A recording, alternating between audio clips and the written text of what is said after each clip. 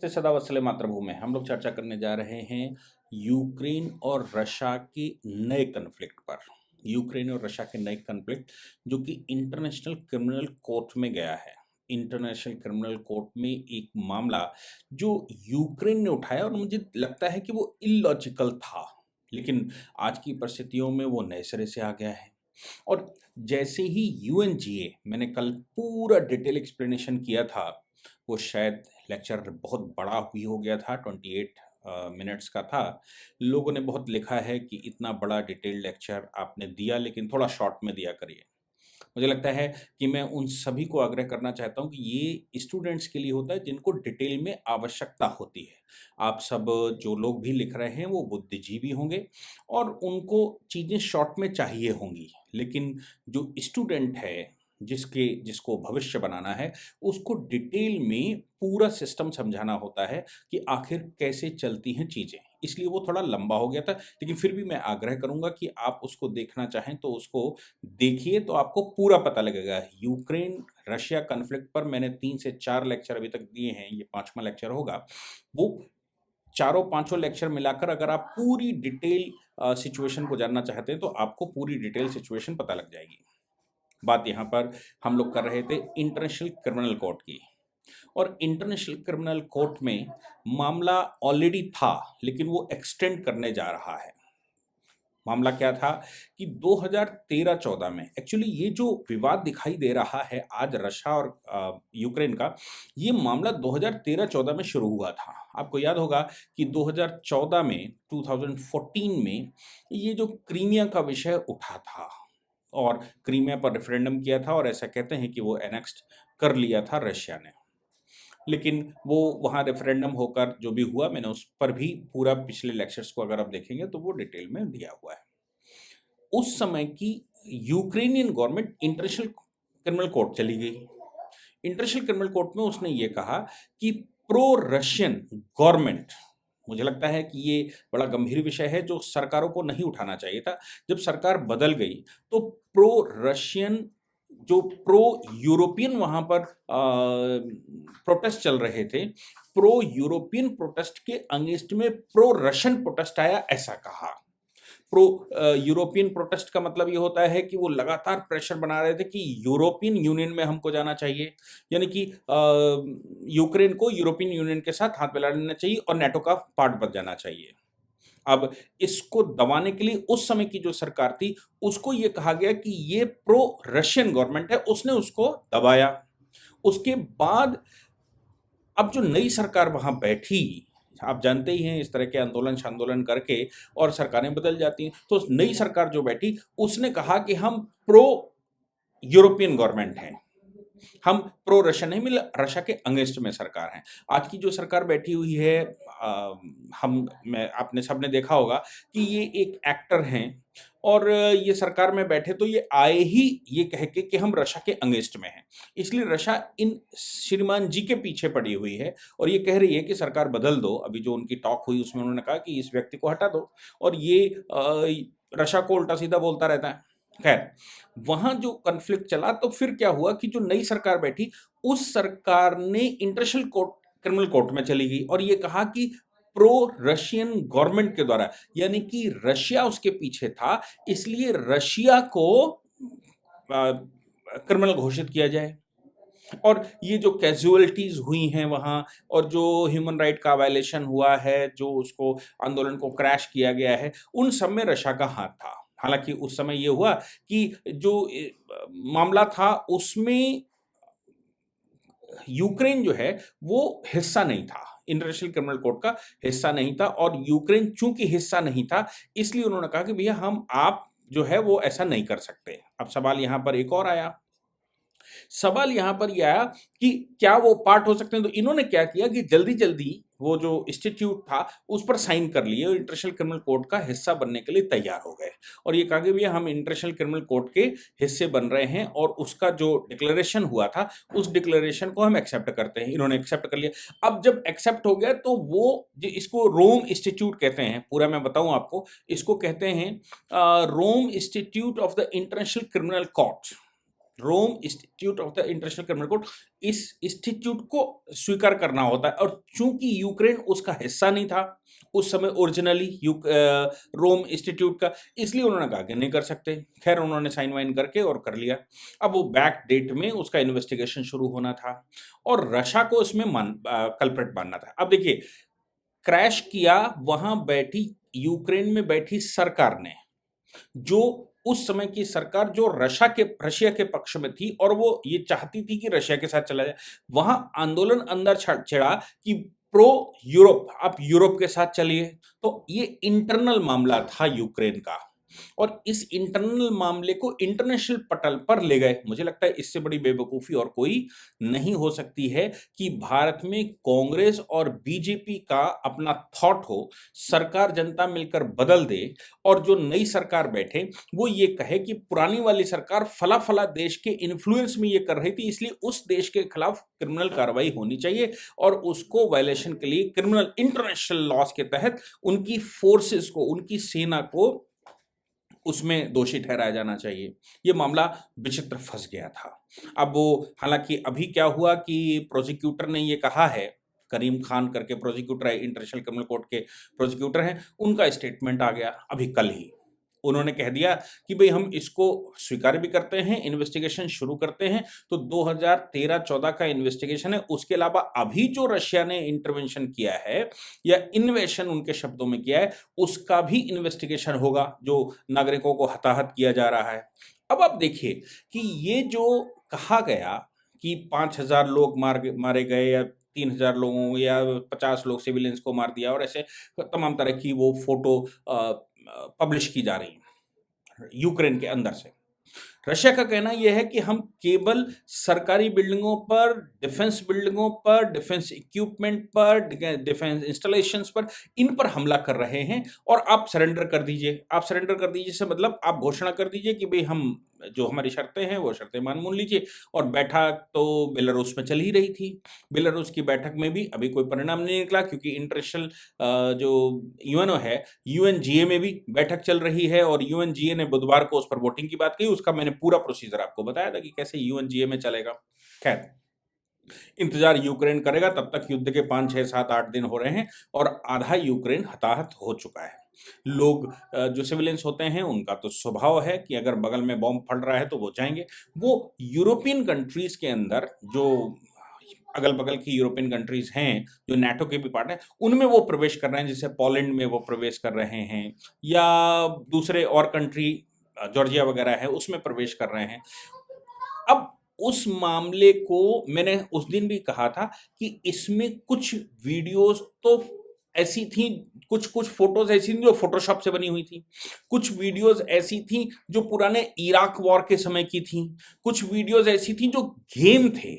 वो fact check मैंने आपको बताया था, वो गेम थे और उन गेम्स में से वो लड़ाई, फाइटिंग और ये वो बम विस्फोट वो दिखाया जा रहा है और भाग रहे हैं और गिर रहे हैं और ऐसा हो रहा वैसा हो रहा। और कुछ रिकॉर्डिंग जबरदस्ती की जा रही हैं। जबरदस्ती मतलब बच्चों से पूछा जा रहा क्या है क्या, तो सामान्य सी बात है कि आप जिस समय देश युद्ध में हो उस समय बच्चों से अगर आप पूछेंगे तो फिर बच्चे तो ऐसा रिप्लाई देंगे, लेकिन बच्चों से पूछने का अवसर है। यानी कि जो पत्रकार है वो बच्चों से तसल्ली से पूछ पा रहा है, इसका मतलब क्या है कि वो बहुत बड़े संकट में अंदर नहीं है। हालांकि देश संकट में है, लेकिन वो बच्चे जिनसे आप आसानी से पूछ रहे हैं, पत्रकार पूरी न्यूज वहां से ला रहे हैं, पत्रकार पूरे यूक्रेन में घूम रहे हैं, पत्रकार बम विस्फोट की फोटोज भी खींच रहे हैं। जब पत्रकार सब जगह घूम रहे हैं और मैंने जैसे कहा फोटोशॉप करके या वो एडिटर से एडिट करके और बनाकर और वीडियोस वायरल की जा रही हैं कि ये चल रहा है, उसका मुख्य कारण मुझे लगता है एक तो इंटरनेशनल सिंपैथी लेना भी है, दूसरा आईसीसी को एक्सटेंड करना भी है। आईसीसी के द्वारा भी रशिया को कहीं दोषी ठहराया जाए। लेकिन रशिया सॉवरेन मामला है, क्या फोर्सेस को पहचाना जा सकता है, क्या डिफेंस को पहचाना जा सकता है, ये कहा जा सकता है फला डिफेंस पर्सनल ने सिविलियन को मार दिया? ये बहुत कठिन काम है, इन्वेस्टिगेशन चलेगा तब चलेगा। लेकिन इसी बीच में दूसरी खबरें भी आई। अब धीरे धीरे वो एक्सप्लोर होता जा रहा है और ये जो 2013-14 का प्रकरण है ये भी उसको सपोर्ट करता है। क्या सपोर्ट करता है कि प्रो रशियन जो लोग यूक्रेन के अंदर हैं और बड़ी आबादी प्रो रशियंस की है, क्योंकि यूक्रेन के लोग ओरिजिनली वो रशिया ही है और ओरिजिनली यूएसएसआर का निर्माण भी यूक्रेन से ही हुआ और ओरिजिनली सब कुछ वहीं से चला। बाद में वो अलग हो गया तो अब उसको एक अलग सी फीलिंग है, सब हमने यूएसएसआर बनाया था, हमने तोड़ दिया। यूएस के कहने पर भले ही तोड़ा हो, लेकिन हमने तोड़ दिया साहब, हम बहुत बड़े वाले हैं और हम नया समीकरण बनाएंगे। ये फीलिंग यूक्रेन में 100% आ गई कुछ लोगों में, लेकिन बाकी जो बड़ी आबादी है वो ये चक्कर में है कि नहीं, रशिया के साथ ही रहना चाहिए, हम ओरिजिनल रशिया हैं। तो इस बात का गृह युद्ध टाइप का यूक्रेन में ऑलरेडी चल रहा है और इसी गृह युद्ध में क्रीमिया का मामला आया, इसी गृह युद्ध में अभी दो ईस्टर्न स्टेट्स का मामला आया, उसमें गृह युद्ध चल रहा है जिसमें रशिया ने इंटरवेन किया, क्योंकि वो बड़ी आबादी रशिया की, यूक्रेन की ये चाहती है कि वो रशिया के साथ रहे। क्योंकि आप ये तो मान के चलिए रशिया एक बड़ा स्ट्रांग कंट्री है, इकोनॉमिकली भले ही उतना स्ट्रांग ना हो, लेकिन फिर भी रशिया के साथ रहने में यूक्रेन वालों को ज़्यादा सुविधा होगी, क्योंकि उनकी पुरानी ट्रीटियां हैं, पुराने संबंध हैं, पुराने आवाजवन है, उनकी शादी बारात है और सब कुछ हो रहा होगा, तो एक बड़ी आबादी तो चाहेगी कि भाई पहले पूर्ववत हो जाए। ये सब कुछ यूक्रेन में चल रहा था अंदर ऑलरेडी। और मजे की बात यह है कि सेम किसी ने मुझे लिखा कि आप जरा और इन्वेस्टिगेशन करिए, सेम जैसे पाकिस्तान भारत से अलग होने के बाद भारत में समस्याएं खड़ी करता ही रहता है और भारत की इंटरनल मामलों में भी प्रो पाकिस्तान जो लोग हैं उनको भड़काकर बम विस्फोट भी करवाता रहता है और भारत के लिए कुछ ना कुछ, चाहे वो बर्बाद हो रहा है लेकिन वो भारत के लिए कुछ ना कुछ करता रहता है। बिल्कुल वैसे ही यूक्रेन भी रशिया के लिए कुछ न कुछ वैसा ही लगातार, जब से उसका निर्माण हुआ 1991 से, तब से उसका उत्साह इस लेवल पर है कि वो रशिया को परेशान करने के लिए किसी भी हद तक जाता है और इसी चिढ़ को सिद्ध करने के लिए वो यूरोपियन यूनियन के साथ जाना चाहता है, इसी को सिद्ध करने के लिए वो नाटो के साथ जाना चाहता है, इसी के लिए वो अमेरिका के साथ बैठता है जाके। और जबकि जब सीआईएस मैंने आपको बताया था, कॉमनवेल्थ ऑफ इंडिपेंडेंट स्टेट्स, जो रशिया ने बाद में बनाया था, उसमें यूक्रेन भी पार्ट था, लेकिन उसने उसको रेक्टिफाई नहीं किया था। रेक्टिफाई कैसे होता है कि आप कोई बैठक में आए और बैठक में आकर कोई एजेंडा तय हो गया, लेकिन वो बात ले जाकर आपको अपनी पार्लियामेंट में दोबारा रखनी होती है और पार्लियामेंट से उसको रिकॉग्नाइज करवाना पड़ता है। रेक्टिफिकेशन उसको कहते हैं। जब पार्लियामेंट से रेक्टिफाई हो जाएगा तभी वो बाइंडिंग होगा, पार्लियामेंट से रेक्टिफाई नहीं होता तब तक वो बाइंडिंग नहीं होता। भारत सरकार भी अगर कोई इंटरनेशनल ट्रीटी करके आए तो पार्लियामेंट से उसको रेक्टिफाई करने का अगर क्लॉज है तो रेक्टिफाई करवाना पड़ता है। तो ये रेक्टिफिकेशन का मामला रहता है। यूक्रेन ने कभी उसको रेक्टिफाई नहीं किया सीआईएस का पार्ट होने पर और वो लगातार नेटो के साथ जाता रहा और ये उसके अंदर ये जो सब चल रहा था उसके अंदर चल रहा था गृह युद्ध टाइप का। सरकार बदलती है तो वो उनको मार रही थी, वो उनकी प्रो रशियन सरकार बैठ रही थी तो वो प्रो यूरोपियन मार रही थी, प्रो यूरोपियन सरकार बैठ रही थी तो प्रो रशियन लोगों को मार रही थी। ये अंदर ऑलरेडी चल रहा था। इसी बात में आगे आज आपने देखा होगा कि भारत की एक सांसद प्रियंका चतुर्वेदी और पोलैंड के एम्बेसडर के बीच में हॉट टॉक हो गई। हॉट टॉक क्या हो गई कि प्रियंका चतुर्वेदी जी ने कहा कि भाई जो लोग उसमें प्रवेश कर रहे हैं हॉलैंड में, वो हॉलैंड उनको सपोर्ट नहीं कर रहा है, पोलैंड उनको सपोर्ट नहीं कर रहा है और पोलैंड दरवाजा बंद कर लेता है और वो खड़े हुए हैं और ये है वो है। तो पोलैंड के राजदूत ने उनको ट्वीट कर दिया कि भाई आपको फैक्ट चेक कर लेना चाहिए और ये बात ठीक नहीं है और आपको फैक्ट चेक करके ही ऐसा कहना चाहिए, ये फेक न्यूज़ है जो आपके पास है। फेक न्यूज़ जैसे ही उन्होंने कहा तो प्रियंका चतुर्वेदी चूंकि सांसद हैं और विपक्ष की सांसद हैं तो उन्होंने उसका पर्सनल इशू बना लिया और उल्टा सीधा पोलैंड के एम्बेसडर को बोल डाला। पोलैंड के एम्बेसडर ने कहा भी कि भाई आप एक काम करो, मेरा वो ले लीजिए, सीधा मुझे मैसेज करिए और ये ट्विटर पर खेलना बंद कर दीजिए, सीधी हमसे बात करिए, जो भी मदद की आवश्यकता वो हम करेंगे। एक चीज और इसी बीच में निकल कर आई और वो बात ये निकल कर आई कि पाकिस्तान ने चूंकि कोई एफर्ट नहीं किया, भारत ने तो आप देख ही रहे हैं कि भारत के प्रधानमंत्री 3 बैठकें बड़ी कर चुके हैं, कई एक जहाजों की व्यवस्था कर चुके हैं, 4 मिनिस्टर लगाए हुए हैं और एम्बेसडरों से बात लगातार चल ही रही है। और ये भी भारत सरकार ने कहा है यूक्रेन से कोई भी व्यक्ति अगर जाता है, भारतीय नागरिक है, तो आप उसको ले लीजिए, उसके पास पेपर सेपर मत देखिए, उसका वीजा मत देखिए और उसको ले लीजिए, हम उसके बिहाफ पर हमारे एम्बेसडर से संपर्क करिए और उसको एम्बेसडर को सौंप दीजिए, हम उसको वहां से उठा लेंगे। ये बात भारत सरकार ने बड़ी मुस्तैदी से कही। इसी बीच में क्या हुआ कि पाकिस्तान ने चूंकि ऐसी कोई व्यवस्था नहीं की थी और चूंकि पाकिस्तान ने कोई व्यवस्था नहीं की थी, तो पाकिस्तान के लोग, चूंकि भारत ने ये कह दिया था कि जो भी आए उसके पेपर्स भी मत चेक करिए, उसको ले लीजिए, हम उसको ले लेंगे। पाकिस्तान ने चूंकि व्यवस्था कोई नहीं की थी, तो क्या हुआ कि भारत के झंडे को लेकर, भारत के ध्वज को लेकर पाकिस्तान के लोग उस बॉर्डर से जा रहे थे। अब कुछ इंडियंस, ऐसा ही सूचनाएं, पता नहीं दूर से देखकर क्या होता है, सूचनाएं ऐसी हैं, लोगों ने लिखना शुरू कर दिया। कुछ मिनिस्टर्स के स्टेटमेंट भी इस विषय में आ गए हैं कि पाकिस्तान के लोग, पाकिस्तान ने अपने लोगों को मरने के लिए छोड़ दिया, कोई कोई भी व्यवस्था नहीं की, कोई स्टेटमेंट नहीं, क्योंकि वो तो रशिया के साथ खड़ा हो गया, और रशिया के साथ खड़ा होकर वो तो अब आजकल पता नहीं कि इमरान खान तो साए साए बकने लगे हैं। उन्होंने यहां तक कह दिया कि सीपीसी, जो कि बड़ा प्रोजेक्ट है पाकिस्तान का चीन के साथ, उन्होंने कहा अगर अमेरिका हमें वैसे ही सेम ऑफर दे दे तो हम चीन का सीपीसी बंद कर देंगे और अमेरिका को यहां बिठा लेंगे। ये बात इमरान खान ने बोल दी, जबकि चीन के साथ दुनिया भर का कर्ज लेकर वो बैठे हुए हैं, और इधर यूक्रेन लगातार उनका साथ देता रहा इमरान खान का, यानी कि पाकिस्तान का, और वो 370 में भी साथ था, भारत के खिलाफ जितने प्रोपेगेंडा चले उनमें सब में यूक्रेन साथ में था।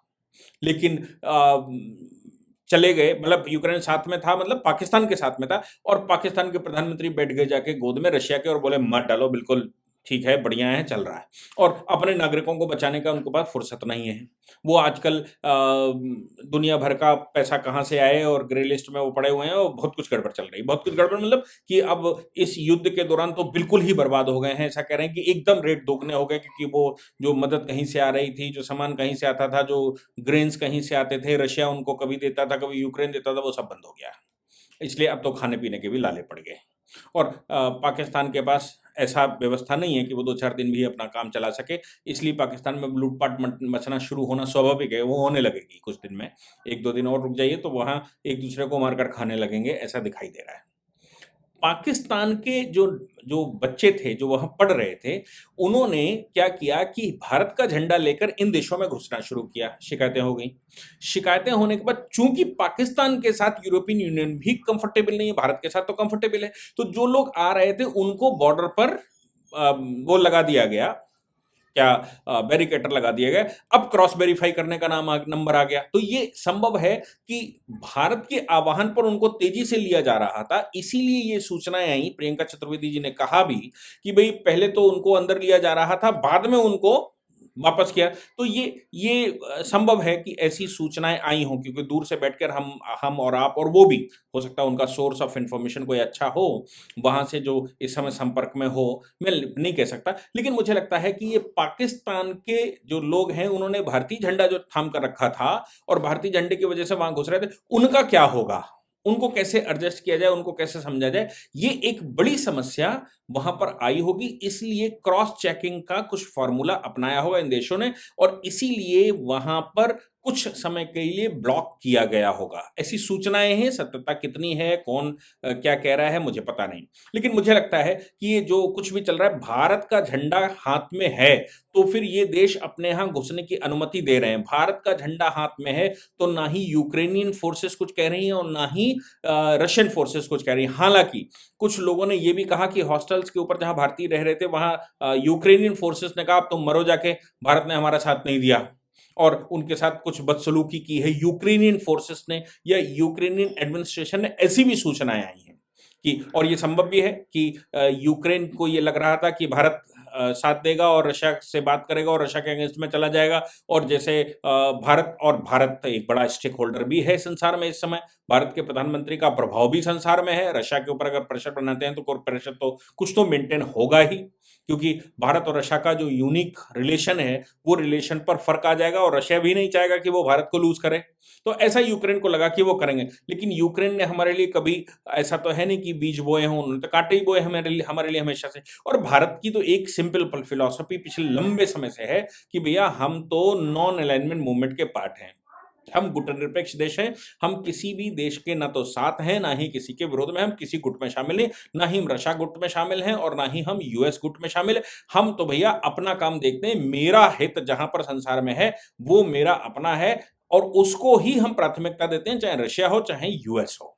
सीधी सी बात है, और ये पॉलिसी तो नेहरू जी बना गए और नेहरू जी बनाकर हमको दे गए, उस पर हम आज भी चल रहे हैं। तो बात बिल्कुल सिंपल है, लेकिन यूक्रेन ने बहुत ज्यादा एक्सपेक्टेशन भारत के साथ लगा कर रखी थी और जो उनकी पूरी नहीं हुई, उनका कहना था हमारे साथ खड़े हो जाओ, हमारे साथ लड़ने लगो। भाई हम क्यों लड़ने लगेंगे, हम रशिया से क्यों बात करें। तो हम एब्सटेन रहे, यूएनएससी की बैठक से भी एब्सटेन रहे और यूएनजीए की बैठक से भी हम एब्सटेन रहे और हमने कोई स्टेटमेंट किया भी नहीं। लेकिन हालांकि यूक्रेन और उन दोनों के प्रधानमंत्रियों से या राष्ट्रपतियों से भारत के प्रधानमंत्री ने बात की और कहा सब ठीक हो जाएगा, भरोसा दिलाया और ये भी कहा कि वायलेंस तुरंत बंद होना चाहिए, भारतीय बच्चों की सुरक्षा आप दोनों करिए। हमने तो अपनी बात कही दोनों से कि भारतीय बच्चों की सुरक्षा करिए। फिर भी एक बच्चा अभी वो एक विस्फोट में मारा गया, ये भी संभव है कि उस बच्चे की जिसकी मृत्यु हुई है उसमें यूक्रेनियन का हाथ हो, कि वो प्रेशर बना रहे हों कि तुम्हारे भारतीयों को हम यहाँ से निकलने नहीं देंगे, ये तुम्हारे भारतीय फंसे हुए हैं रशिया की वजह से। जैसा मैंने कहा आईसीसी का ये खेल चल रहा था जिसमें ये शो करने की कोशिश हो रही थी कि नहीं भारत की ये जो रशिया है, रशिया बहुत कुछ गलत कर रहा है और इंटरनेशनल क्रिमिनल कोर्ट एक्टिव हो जाए। यूएनजीए तो एक्टिव हो ही रहा है, यूएनएससी ने रेजोल्यूशन पास नहीं किया, ये सब कुछ चल रहा है। मुझे लगा कि ये जो कन्फ्लिक्ट है इसमें बड़े धैर्य से देखना चाहिए और हमारे पोलैंड के साथ जो संबंध हैं या हमारे और देशों के साथ जो संबंध है, डायरेक्टली भारत के किसी भी राजनेता को उन पर सीधा कमेंट करने की आवश्यकता नहीं है। अगर ऐसी कोई बात होती भी है तो हमें अपने फॉरेन मिनिस्टर से बात करनी चाहिए, फॉरेन सेक्रेटरी से बात करनी चाहिए और ये बात पॉलिटिक्स की यहाँ पर नहीं है। मुझे लगता है ट्वीट करने की बजाय या स्टेटमेंट देने की बजाय भारतीय विदेश मंत्रालय से बात करनी चाहिए अगर चिंता हमको है बहुत ज़्यादा, और हमें उनके एम्बेसडर से बात करनी चाहिए अगर हमें बहुत ज़्यादा चिंता है। लेकिन ये इस तरह के ट्वीट कर देंगे, इस तरह की बातें कह देंगे तो भारत में बैठे उनके पेरेंट्स जो बच्चे वहां पर हैं वो बड़े परेशान हो जाएंगे और वो बच्चे वो परेशान हो जाए, कुछ अगर हार्ट के कमजोर होंगे तो हो सकता है उनकी कैजुअलिटी भी हो जाए। ये बात मुझे लगता है दूरदृष्टि की है जो सभी को भारत में देखनी चाहिए। मैंने कोशिश की कि जो पूरा प्रकरण था वो आपको बताऊं।